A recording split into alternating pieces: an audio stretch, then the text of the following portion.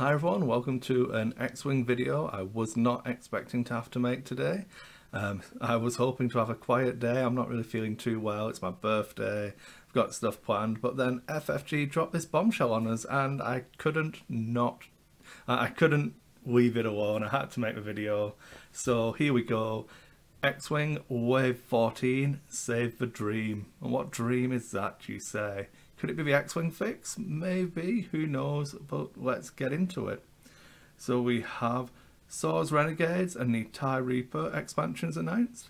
And that's it, no scum stuff, which I think we can all agree we're pretty set with them at the moment. We have the U-Wing and X-Wing repaint. As you can see, the existing ships, there's a few cards we're going to get to that are announced and spoiled. I think you can make out Saw and some other stuff as well. And then for the TIE Reaper, we have a new ship entirely, a new platform, so we'll go over this one in a little bit more detail. It is pilot skill 1, 3, 4 or 6, and we have for the start line 3 attacks, 1 agility, 6 hull and 2 shields. Action bar, it has focus, evade and the jam action. So I feel like the evade's a big one there. If you're going to compare it to stuff like the Lambda, it does have 2 less health. For what I'm assuming, looking at the cost of the pilot skill 6 guy, is going to be roughly the same cost, if not 1, maybe 2 points more. So for the pilot skill 1, I'd expect it to come in at least at 22, maybe 23 points. But I don't know, I wouldn't be surprised at 23. And then with the evade action, you actually start, if you can survive more than 2 attacks, the evade action is effectively more health than the Lambda. So I feel like that's a decent enough trade. And yeah, I like it. It looks like it's got a red hard 2 on the dial, so about as maneuverable as the Lambda would be my initial assessment. I don't know if it will have a 0 because it's still a tie, so I'd maybe not have a 0 on there. I don't know.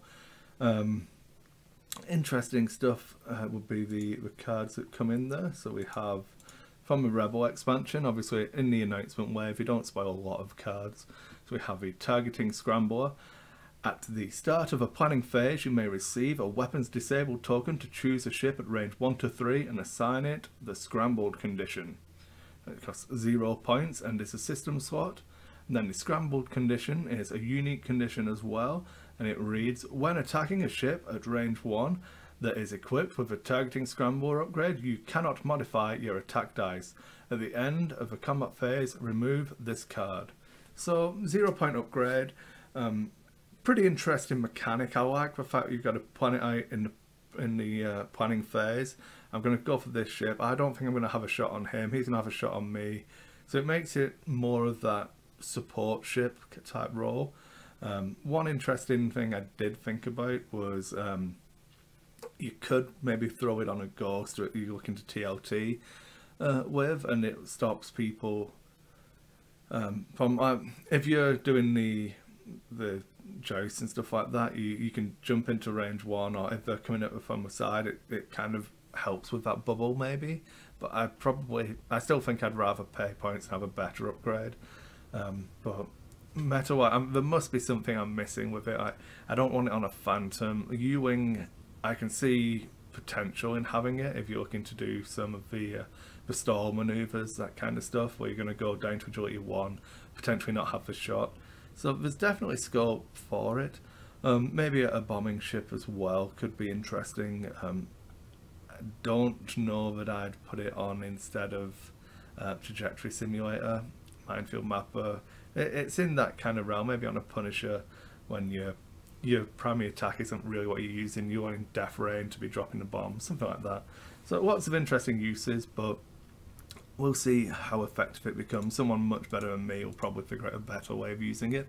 And then the other one that is spoiled officially is the Death Trooper card. It is another Imperial 2 crew slot card, unique, costs 2 points. After a friendly ship at range 1 becomes a defender, if you are inside the attacker's firing arc at range 1 to 3, the attacker receives 1 stress token. So this one gives you a level of control again, forcing them to target certain ships if they don't want to suffer stress. And I really like the concept of it having stuff like Rebel Captive in the same list. Whether you wanted to double stack it on a decimator, have this and Rebel Captive on a decimator would be interesting. If they shoot you, they get stressed. If they shoot someone else, they get stressed.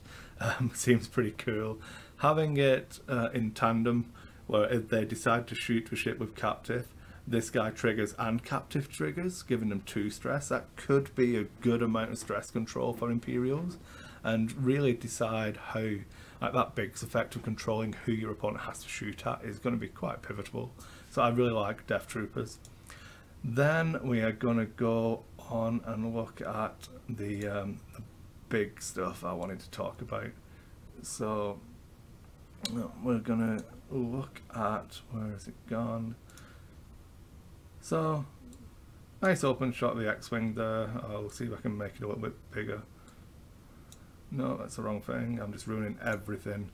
I'm such an amateur. It's been a while. So picture of the X-Wing there, just normal X-Wing model. And then look at the actual X-Wing in the pack. I'm convinced that those S-files are closed. The distance between the lasers compared to the... So those S-files are closed. So this model is like with U-Wing, it's got movable parts, which is amazing. That's just fun. If that's not news for you and you don't like it, just get off my channel. That's awesome and good fun. And when you look at some of the other information you can glean from a bit of a zoom in, I'll make this a little bit bigger for everybody. Stop moving the background around. Come on. There we go. So we have a pilot skill 7 X-Wing pilot. After you perform a boost or barrel roll action, after you perform a boost or barrel roll action, you may flip your equipped servo motor S-file upgrade card. And then, lo and behold, these cards here look to be called servo S-files. So we've got some kind of double-sided card. If you look at the bottom left, there's one with the S-files closed. Remember, the miniature has closable S-files. So this looks like it's going to be the X-Wing fix.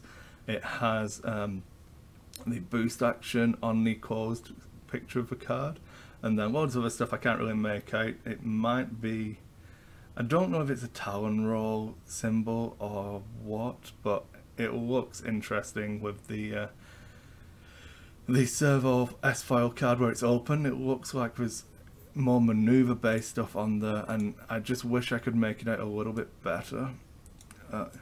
I'll try and make the full pictures available, so if someone wants to have a better go at reading them, they can. But it looks like there's a hard turn symbol and a Talon roll symbol, so I wouldn't be surprised to see it be able to get Talon rolls on the T65, which would be pretty cool. And then what else do we have? Saw Gerrera's ability. That one reads, when attacking, you may suffer 1 damage to change all of your eyeball results to crit results. As far as I can tell, it's a crit anyway. And it is 1 point, single crew, and is unique, obviously.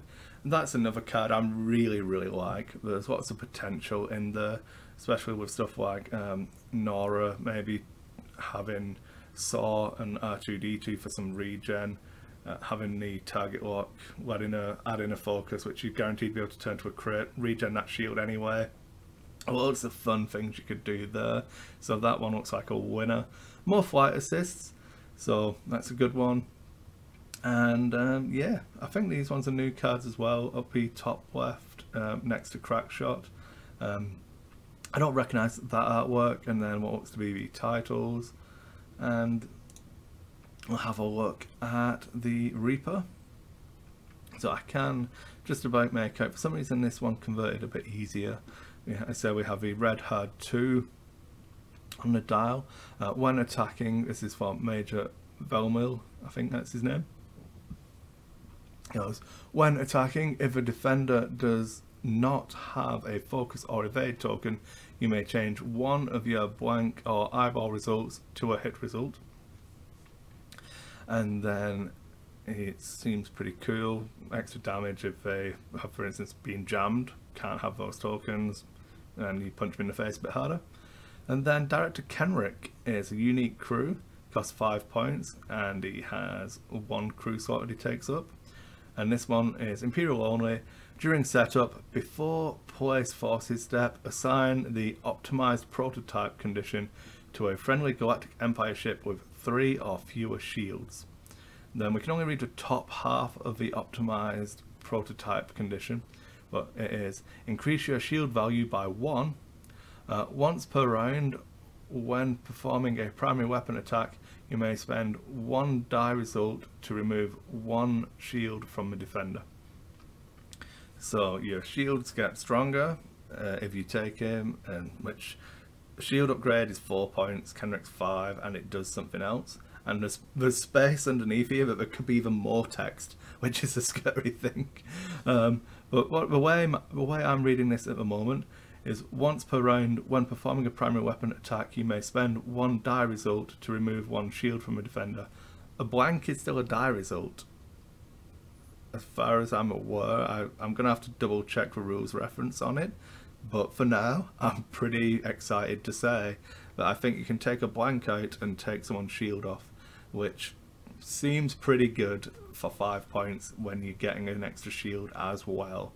So there you go, guys. I'm pretty happy with that. I would be tempted to put Kenrick on Whisper. I can't lie. Having 5 hit point Whisper that I can, if I get a blank, I can just like, nah, you can still lose a shield, and then pummel you with the rest of them. I feel like there's a lot of scope for that being pretty good fun. Other things in here, we have a Death Troopers, obviously, System Officer, also an ISB card, and then other stuff that I don't really know. I think that one might be Wingman or Decoy. I think the first card, looking at the art, I think it's Decoy in fact, but I don't know. I don't think there's another pack you can get Decoy in at the moment, so it would make sense given how they market the packs. And then yeah, a couple of the new ones, and that's it. I feel like I shouldn't need to do much more. I'm pretty excited about this pack. I feel like you guys should be too. If you enjoy the video, please give us a like and make sure you subscribe to the channel. If you want to do more, you can always look at the Patreon, throw us $1. It's always a big help, helps me pay for this editing software, try and get the videos done. But the best way to support me is just to keep watching the videos and making sure you're spreading the word and subscribe to the channel. Thanks everybody, and have a good one. I'll see you on the next one.